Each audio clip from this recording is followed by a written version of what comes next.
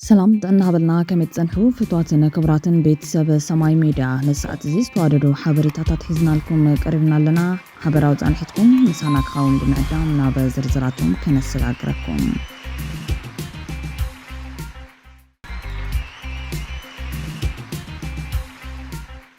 ኣብ 2017 ዓ.ም ጥራሕ 160 ኩንታል ወርቂ ናብ ንግዲ ባንኪ ኢትዮጵያ ኣታዊ ከም ዝኾነ ቢሮ ማዕድን ትግራይ ኣፍሊጦም።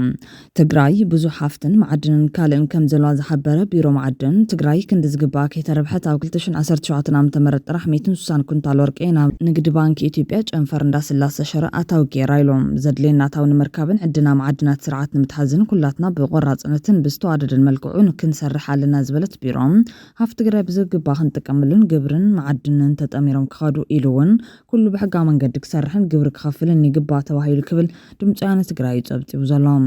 ብኻልእ ሓበሬታ ብደረጃ ሃገር ካብ ዝሰናበቱ ልዕሊ 375,000 ዕጡቓት እቶም 61,000 ዛጊድ ብመስርሕ DDR ናብ ሕብረተሰብ ተጸምቢሮም ኢሉ ኮሚሽን ተሃድሶ ፌደራል። ካብቶም ብመስርሕ DDR ዝተሰናበቱ ዕጡቓት እቶም 48,000 ካብ ትግራይም ዝበለት ኮሚሽን ኣብ ቀዳማይ ዙር ካብ ዝሰናበቱ 75,000 ዝተረፉ ኣብ ዝቕጽል ወርሒ ሰልጢኖም ናብ ሕብረተሰብ ክጸምበሩ እዮም ኢሎም። መስርሕ DDR ኣብ ትግራይ ጽቡቕ ይኸይደለ ዝበለት ኮሚሽን ካብ ክልላት ትግራይ፣ ኣምሓራ፣ ዓፋር፣ ኦሮምያን ነዝት ተሰናበቱ 61,000 ዕጡቓት ዛጊድ ብር 5.4 ቢልዮን ተኸፊሉ ክብል ቲክቫህ ኢትዮጵያ ቤተሰብ መቐለ ኢቲቪ ጠቒሱ ጸብጺቡሎ።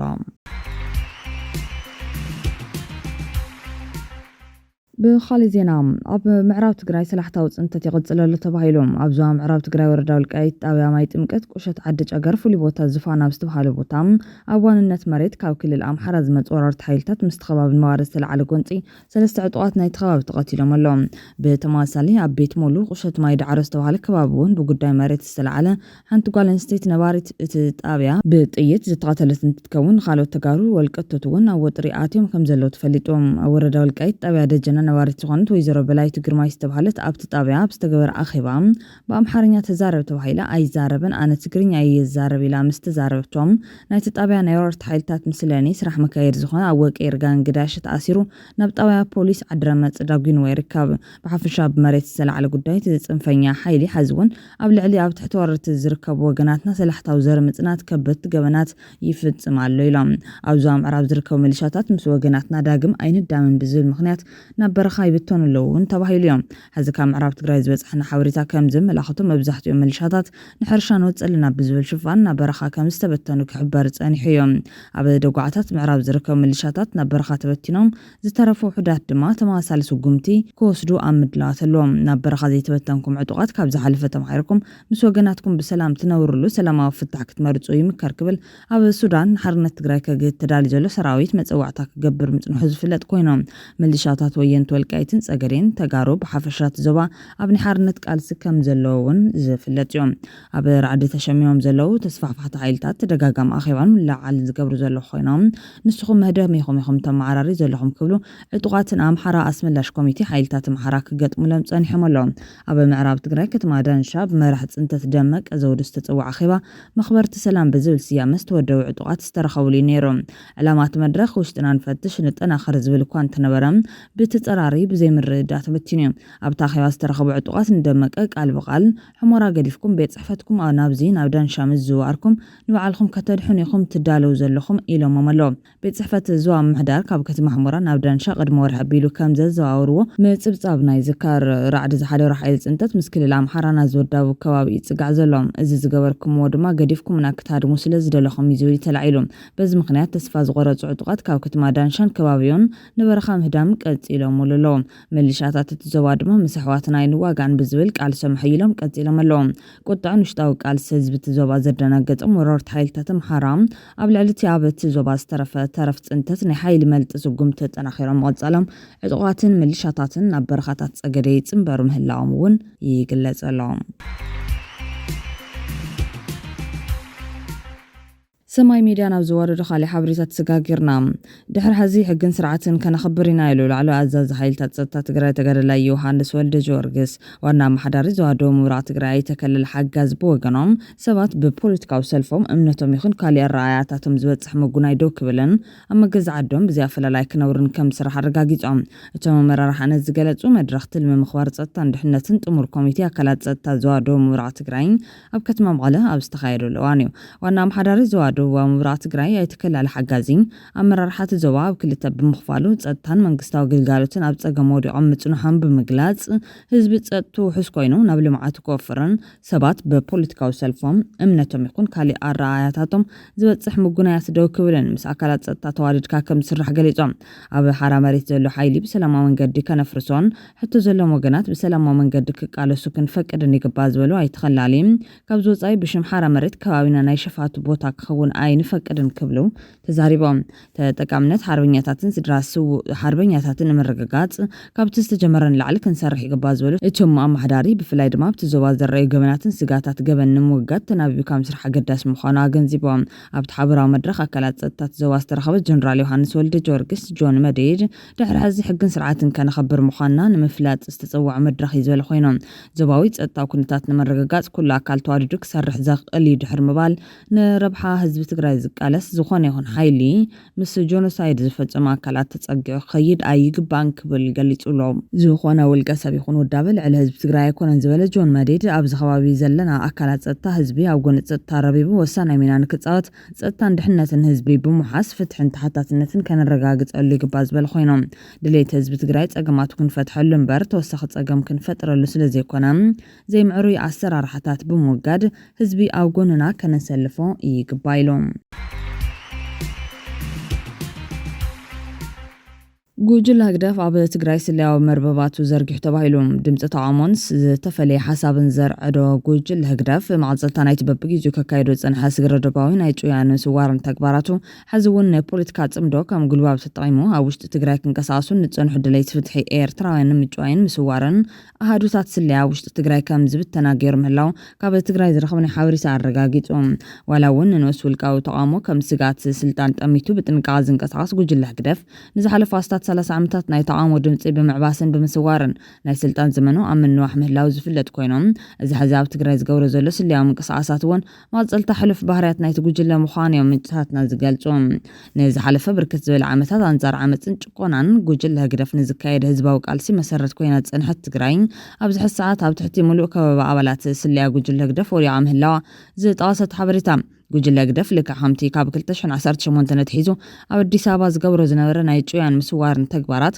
ኣብዚ ሕዚ ሰዓት ሲቪል ክዳን ተኸዲኖም ብዝንቀሳቐሱ ኣባላት ጩያን ምስዋርን ኣብ ትግራይ ይፍጽሞ ምህላውን ተቃለስቲ ኣብ ጉዕዞኦም ጥንቃቐ ከዘውትሩ ከም ዝግባእን እዩ ዝረኸብናይ ሓበሬታ ዘረድም ጉጅለ ህግደፍ ኣብ 2018 ምስ መንግስቲ ኢትዮጵያ ድሕሪ ዝገበሮ ስምዕ ካብ መዕርፎ ነፈርቲ ሃገር ከይተረፈ ዜጋታት ኣብ ምጭዋይን ምስዋርን ተዋፊሩ ምንባሩ ክዝንጋዕ ከም ዘይብሉ ዝጠቐሰት ዝረኸብናይ ሓበሬታ ህዝባዊ ተቃውሞን ዝተፈለየ ሓሳብ ዘርዕዶ ጉጅለ ህግደፍ ግዙፍ ባጀት ሰሊዑ ንምስዋርን ምጭዋይን ከም መናውሒ ስልጣን ዝጥቀም ጉጅለ ብምዃኑ ቃልስና ኣዝዩ ጥንቃቐ ዝተመልኦ ክኸውን ከም ዝግባእ እዩ ዘተሓሳስብ ኣብ ፖለቲካ ጽምዶ ተሓቢኡ ደላይ ሰላም መሲሉ ክረአ ዝጽዕር ጉጅለ ህግደፍ እቲ ብልሳን ካድርታት ኣቢሉ ዝገልጹ ዘሎ ሰላምን ቅሳነትን ገና ኣብ ባይታ ከይተራእየ ትግራይ መዋፈሪት ናይ ስልያ ማሕበራቱ ክገብራ ይሰርሕ ምህላው ዕላማት ጉጅለ እንታይ ምዃኑ ብቐሊል ዝበለ መንገዲ ንክትርዳእ ዝገብር ምዃኑ ዝጠቐሰት ዝረኸብናይ ሓበሬታ ህዝቢ ትግራይ እውን እቲ ምስ ጉጅለ ህግደፍ ዝግበር ዘሎ ዝምድና ኪንዮ ሰላም ካልእ ተንኮላት ናይቲ ጉጅለ ዝሓዘ ምዃኑ ተረዲዮም ብኽቱር ስክፍታ ዓቃባይ ኮይኑ ብምህላው ህግደፍ ንህዝቢ ትግራይ ከይተረፈ ኣብ ስልያዊ ተጠንቀቕ ኣሚጡ ይዕዘቦ ምህላው ይዘረድም ህዝቢ ትግራይ በቲ ኣብ እዋን ኩናት ትግራይ ዝረኣዩ ጭካነ ኣብ ልዕሊ ጉጅለ ህግደፍ ዘለዎ ሕማቕ ስእሊ ክሕፀበሉ ብዘይምኻሉ ፖለቲካዊ ጽምዶ ኪንዮት ኣብ ሚድያታት ዝግበር ዘሎ ናይ ሓሶት መናውራ ኣብ ህዝቢ ትግራይ ስምዒት ክፈጥር ከም ዘይካለ እቲ ኣብ ባይታ ዘሎ ኩነታት ዝሕብሮ ኮይኖም ስምዒት ህዝቢ ዝሳነ ጉጅለ ህግደፍ ህዝቢ ትግራይ ሓቢዎም ንዘሎ ተቓለስቲ ካድም ብዝብል ዕላማ ኣብ ትግራይ ይንቀሳቀስ ምላውን ተቃለስቲ ኣብ ምንቅስቃሳቶም ጥንቃቐታት ከቐድሙን እዩ ዝረኸብናይ ሓበሬታ ዘተሓሳስብ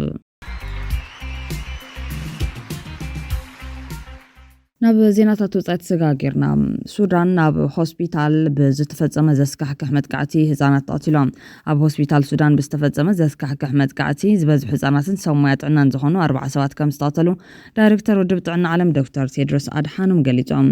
እቶም ዳይሬክተር ጀነራል ብመንገዲ ኤክስ ኣብ ዝዘርግሕዎ ጽሑፍ ኣብ ጽላት ጥዕና ዝፍጸም መጥቃዕቲ ደው ክብል ኣሎ እዚ ክስመረሉ ዝግባእ እዩ ኢሎም።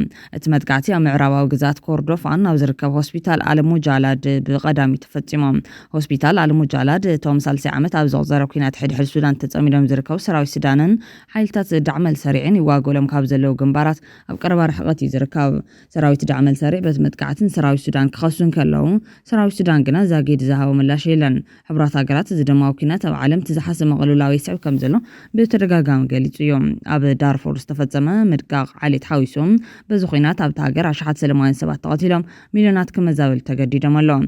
ቢቢሲ ዓረበኛ ዝተዓዘቡ መረዳታ ሰራዊት ሱዳንን ሓይልታት ዳዕመል ሰሪዕን ኣብ ልዕሊ ትካላት ጥዕናን ሰራሕተኛታት ገበላት ኩናት ብምፍጻም ከም ዝተኸሰሱ የርኢ።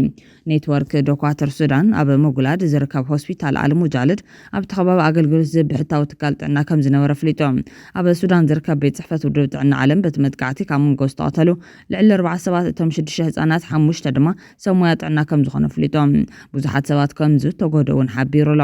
ብኽልቲኦም ተዋጋእትን ዝፍጸሙ ግህሰታት ዝስንድ ጉጅለ ጥበቃታት ድማ እቲ ሆስፒታል ወሳኒ ዝኾነ ሕጽበት ኩሊት ወይ ድማ ዲያሊሲስ ሓዊሱ ካልኦት ኣገልግሎታት እዩ ከም ዝነበረ ሓቢሮም። ኔትወርክ ዶኳተር ሱዳንን ጉጅለ ጥበቃታት እዋን ሓደጋን ሰራዊት ሱዳን ነቲ ቀዳማ ኣብቲ ሆስፒታል ዝተፈጸመ መጥቃዕቲ ተሓተቲ ምዃኑ ገሊጾም። ኔትወርክ ዶኳተር ሱዳን ሰራዊት ሱዳን ኣብ ሆስፒታል አልሙጃልድ ንዝዓስከሩ ተዋጋእቲ ሓይልታት ዳዕመል ሰሪዕ ንምቕታል ምፍታኑ ጠንቅቲ መጥቃዕቲ ምዃኑ ሓቢሮም። ሓይሊ ዳዕመል ሰሪዕ ኣብቲ ሆስፒታል ዓስኪሩ ንዝብል ክሲ ዝሃቦ ምላሽ የለን። ሰራዊት ሱዳን እውን ኣብቲ ብኔትወርክ ዶኳተር ሱዳን ዝቐረበ ክሲ ርእቶ ኣይሓበን ዘሎ።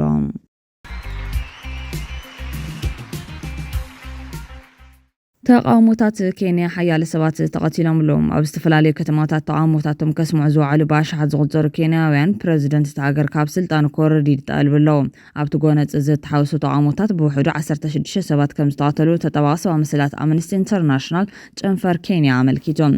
ዜና ኤኤፍፒ እውን ከም ዘመላኽቱ ኣባል ፖሊስ ዝርከብዎም ሓያሎ ሰባት ቆሲሎም ኣለዎም። ተጠባቕቲ መሰላት ከም ዝሕብርዎ ድማ ዛጊድ ብውሕዱ 8 ሰባት ክሞቱን ከለዉ 3 ኣባላት ፖሊስ ዝርከብዎም ልዕሊ 400 ሰባት ቆሲሎም ኣለዎም።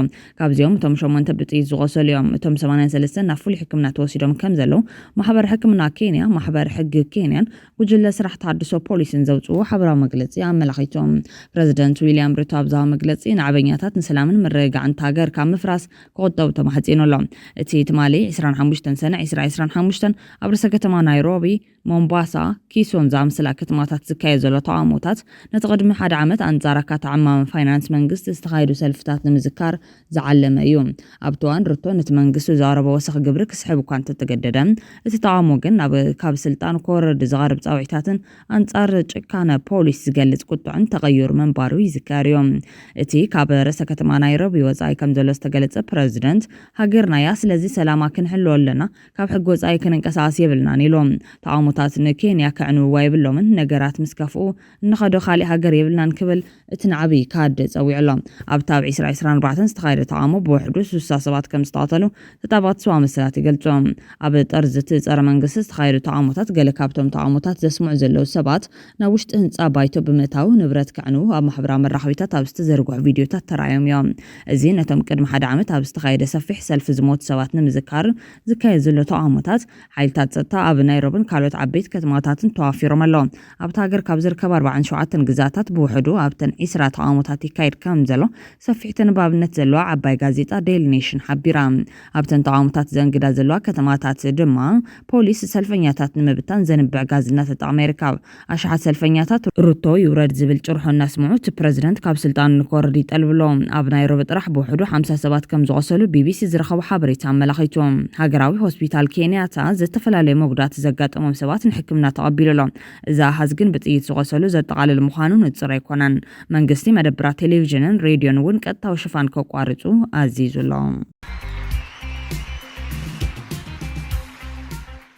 ክቡራትን ክቡራንን ቤተሰብ ሰማይ ሚድያ ነሰዓት ዜናውኹም ክንብሎም ዝሓዝናዮም ሓፀርቲ እዋናዊ ዛዕባታት ተቐሪብና ዛዚምና ኣለና። ንሰናይ ምክትታልኩም ኣዝና ንመስግን። ላይክ፣ ሼር፣ ሰብስክራይብ ምግባር ቤተሰብ ሰማይ ሚድያ ኹኑ። ክብረት ሃበልና።